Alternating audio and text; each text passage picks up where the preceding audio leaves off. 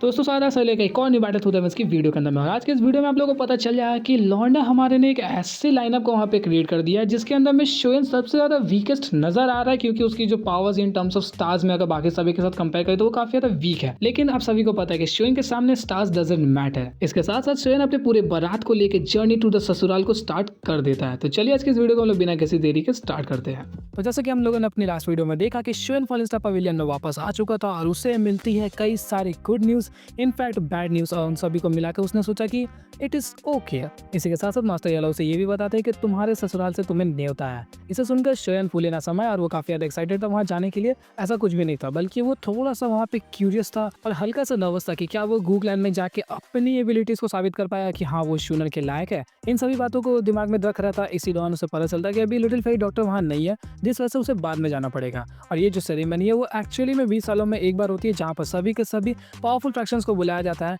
लेकिन इससे पहले फॉरेन स्टार पवेलियन को कभी भी इस तरीके का न्योता नहीं मिला था, और इस बार इसलिए मिला क्योंकि हमारे चाचा यादव बन चुके हैं बैंशन। इसके बाद ही चाचा यादव वहाँ पे बताते हैं कि मैं नहीं जा सकता, तुम जाओगे, और शोएन ने वहाँ पे प्लान बना लिया कि वो जाएगा, जिसके साथ मैंने इस वीडियो को वहीं पे एंड कर दिया था। तो अब आगे इसके बाद ही हम लोग को एक सीन दिखाया जाता है जहाँ पे शोएन बैठ के सोच रहा था कि तकरीबन इन 2 से 3 सालों के अंदर में मैंने सिर्फ और सिर्फ अपनी दोखी को ज़्यादा कल्टीवेट किया, जिस वजह से मेरी अभी जो स्पिरिचुअल स्ट्रेंथ है वो बाकी सभी के मुकाबले थोड़ी सी वीक हो चुकी होगी। इनफैक्ट दोखी का जो प्रोग्रेस है वो मेरा काफ़ी ज़्यादा आगे जा चुका है, सिर्फ स्पिरिचुअल स्ट्रेंथ जो है वो पीछे है। जिस वजह से उसने सोचा कि अब स्पिरिचुअल स्ट्रेंथ के ऊपर में काम करना ज़्यादा इंपॉर्टेंट है, क्योंकि जब से उसने सुना है कि याओ क्लैन के अंदर में जितने भी अल्केमिस्ट है उसके टॉप 5 के अंदर में भी शोएन मुश्किल से जा सकता है। तो इसके बाद वो समझ चुका है कि मास्टर यालो की इज्जत को बचाने के लिए मुझे उन सभी को टक्कर देना होगा, जिसके लिए मुझे अपने स्पिरिचुअल एनर्जी को काफ़ी ज़्यादा बेटर करके रखना है। और मेरी अल्केमिस्ट टायरिंग अभी शायद से इनिशियल 8 टायर के आसपास में होगी, क्योंकि मैंने अभी तक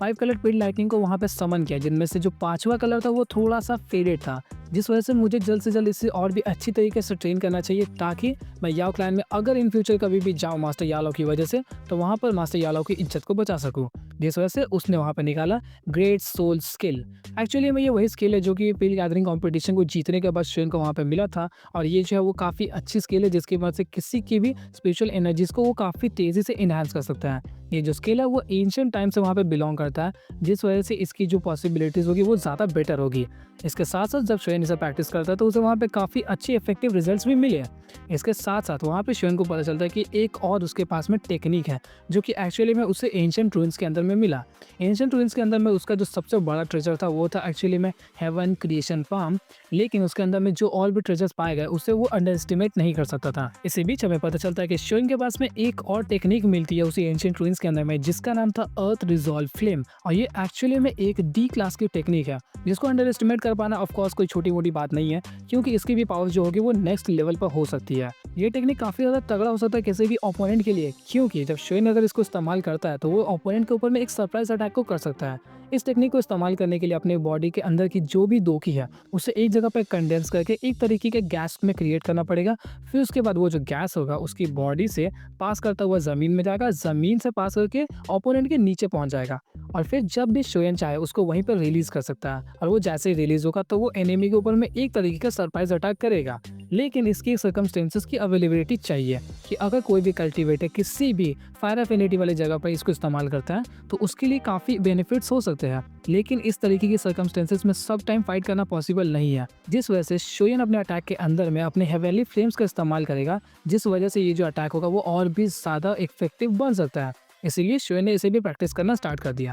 प्रैक्टिस करते हुए तकरीबन इसे 1-2 दिन बीत जाते हैं। उसी के बाद हम लोगों को पता चलता है कि फॉरेन स्टार पवेलियन में वापस से एक सुंदर सी महिला आ चुकी है। और जी हाँ, मैं इसका बहुत बड़ा वाला फैन हूँ, क्योंकि स्टार्टिंग से ही मुझे लगता है कि ये काफ़ी ज़्यादा अंडररेटेड गर्ल्स में गिन सकता हूँ मैं इसको, और ये कोई और नहीं बल्कि हम लोग की लिटिल फेरी डॉक्टर थी, मेरी एलएफडी। तो इसके इंटर करते हैं वहाँ पे शोएन समझ जाता है कि वो आ चुकी है, क्योंकि वो तो सामने जाती है वहाँ पे शोएन को छेड़ देती है, मतलब बुला लेती है। इसके बाद शोएन देखता है कि इसकी अपीयरेंस पूरी तरीके से चेंज हो गई है, क्योंकि जो पहले की लिटिल फेरी डॉक्टर नजर आती थी वो एक्चुअली में रूथलेस, बैडएस, पावरफुल और थोड़ा सा बेरहम टाइप की नजर आती थी, क्योंकि उसके अंदर से वो जो डिमोनिक ऑरा था वो काफी ज्यादा फील होता था, और ऊपर से उसके वो सफेद बाल जो कि सभी लोगों को डरा दे। लेकिन इस दौरान जब शोएन उसे देखता तो उसके बाल काले हो चुके थे, और उसकी जो अपीयरेंस थी वो उसको ऐसा महसूस हो रहा था कि जब वो लिटिल फेरी डॉक्टर से पहली बार मिला था किंग शान टाउन के अंदर में, उस तरीके का देखने में उसे नजर आ रहा था। और इस दौरान वो जो लिटिल फेरी डॉक्टर थी उसके अंदर से डिमोनिक ऑरा वहाँ पे रिलीज़ नहीं हो रही थी, बल्कि अभी की इस लिटिल फेरी डॉटर के अंदर में उसे वो लड़की नज़र आती है जो कि हमेशा इंजर्ड लोगों की हेल्प करने के लिए तैयार रहती थी, जो कि मेडिसिन की क्वीन थी। इनफैक्ट ये वही लिटिल फेरी डॉटर थी जिससे पहली बार शोयन किंगशान टाउन में मिला था, और इस दौरान ये लड़की पूरी तरीके से चेंज हो चुकी है। जब वो ज़्यादा गौर से देखता तो उसके बाल तो काले हो चुके थे। इनफैक्ट उसके फोरहेड के ऊपर में एक छोटा सा मार्क था जो कि एक तरीके का सील की तरह नजर आ रहा था। तो उस बारे में वहाँ पे शोयन पूछता है, तो लिटिल फेरी डॉक्टर बताती है कि मेरी बॉडी के अंदर में जो भी वोफुल पॉइजन था वो सब का सब एक जगह पर कंडेंस हो चुका और वो इसी सील में पूरी तरीके से कैप्चर हो गया। जिसके बाद वो वहाँ पर उस औरत की तारीफ करते हुए बताती है कि वो औरत जो थी वो काफ़ी बड़ी जीनियस थी, क्योंकि उन्होंने वो फुल पॉइजन बॉडी जो कि एक ऐसी बॉडी है जिससे हिस्ट्री में कोई भी कंट्रोल नहीं कर पाया, उन्होंने इसे कंट्रोल करने की टेक्निक को क्रिएट कर लिया। हालांकि ये बड़ी दुख की बात है कि जब तक उन्होंने इसे क्रिएट किया तब तक वो खुद ही मर चुकी थी, लेकिन ये मेरे काफ़ी ज़्यादा काम आ गई है। इसी दौरान वहाँ पे शोयन इस चीज़ को भी महसूस करता है कि लिटिल फेरी डॉटर की जो पावर्स है वो काफ़ी ज़्यादा बढ़ चुकी है। एंड यस, इसके बाद ही जब शोयन पूछता है कि लिटिल फेरी डॉक्टर तुम्हारी पावर्स तियानुआ जोंजी से भी ज़्यादा पावरफुल महसूस हो रही थी, तो वहाँ पे लिटिल फेरी डॉक्टर उसे रिप्लाई कर देती है कि मैं एक्चुअली में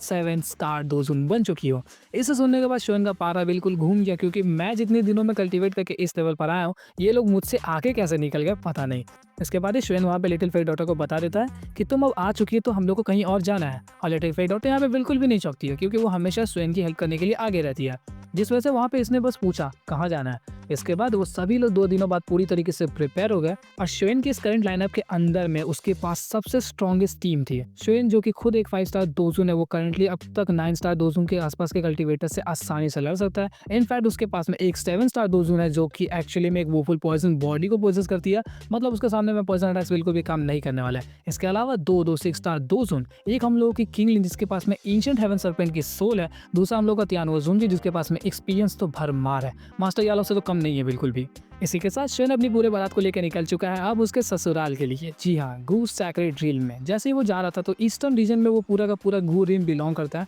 जो कि फॉलिस्टा पवेलियन से काफ़ी ज़्यादा दूर है। यहाँ पर शोयन और बाकी सभी लोग काफ़ी तेज़ी से वहाँ पर जा तो रहे थे, हम लोगों ने कई सारे वर्म होल्स को भी लिया, लेकिन इसके बावजूद भी उन लोगों को तकरीबन 15 से 20 दिनों का समय लग गया उस जगह पर जाने के लिए। जिसके बाद ही हम लोग को सीन दिखाया जाता है जहाँ पर शोयन और बाकी उसकी सभी के सभी टोली एक बड़े से पाइथन के ऊपर में बैठ के उड़ते हुए जा रही थी, और उसी दौरान वहाँ पे शोयन पूछता है कि किंगलिन क्या तुम्हें कुछ महसूस हुआ आसपास में। इस दौरान किंगलिन अपने पूरे के पूरे टैक्टिक्स को वहाँ पे लगा के रखी थी, क्योंकि उसका वो जो ट्रिपल जेड फ्लावर प्यूपिल्स है उसकी मदद से वो तकरीबन 50 किलोमीटर की रेडियस में अगर किसी भी तरीके की स्पिरिचुअल फ्लक्चुएशंस या फिर किसी भी तरीके की दो की फ्लक्चुएशंस होती है तो वो उसे देख पाएगी। यस, वो देख सकती है, आंखें नहीं है, वो टेलीस्कोप है। और जब शोयन ने किंगलिन से इस बारे में पूछा तो वहाँ पे किंगलिन बताती है कि 50 किलोमीटर के रेडियस में ऐसा कोई भी हम लोगों को खतरा महसूस नहीं हो रहा। शोयन इस दौरान काफ़ी ज़्यादा यहाँ पे तैयार है, क्योंकि अभी तक उसने देखा कि अचानक से हॉलो सोल्स वाले या फिर कोई भी एनिमी आके उसके ऊपर में हमला कर दे रहे हैं, जिस वजह से इस दौरान वो प्रिपेयर्ड रहना चाहता है कि अगर कोई हमला करे तो हम लोग थके कूट देंगे, और फिलहाल जो उसकी लाइनअप है उसे वो टेंशन लेना भी नहीं चाहिए। इसके बाद लिटिल फेरी डॉटर और तियानुआ जोंजी के साथ में ग्रू सैक्रेड ड्रीम के बारे में कई सारी बातें होती हैं, जो कि काफ़ी लंबा चौड़ा वहाँ पे डिस्क्रिप्शन था। तो आज के इस वीडियो को हम लोग इस डिस्क्रिप्शन के साथ ही खत्म कर देते हैं। तो मिलते हैं आपसे एक और इंटरेस्टिंग वीडियो के साथ, तब तक के लिए गुड बाय।